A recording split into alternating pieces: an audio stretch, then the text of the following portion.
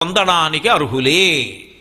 వివిధ మార్గములను ఏర్పాటు చేస్తుంది. ఇందులో ఒక్కొక్క మార్గంలో వాడు ఉన్నాడు అని ఒక్కొక్క మార్గంలో పట్టుకొని ఒక్కొక్కలా ఒక్కొక్కడు తరించిపోతాడు. ఇందులో పెంకి మార్గాలు కూడా ఉంటాయి. అది విచిత్రం.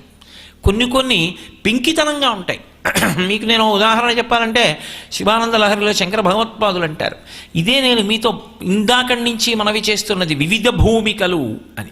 ఒక భూమికలో ఉండి తరించిన వాడు ఇంకొక భూమికలో ఉన్నవాడు అనుకరించడానికి ఉండదు. ఒక్కొక్కసారి నేను మీతో ఒక ఉదాహరణ చెప్పాలి అంటే, మార్గావర్తిత పాదుకా పశుపతే రంగస్య కూర్చాయతే గండూషాంబునిషీచనం పశుపతే అని శంకర భగవత్పాదులు శివానంద లహరిలో అంటారు. మార్గావర్తిత పాదుకా పశుపతే రంగస్య కూర్చాయతే గండూషాంబునిషీచనం పురరిపోర్దివ్యాభిషేకాయతే కించిద్భక్షిత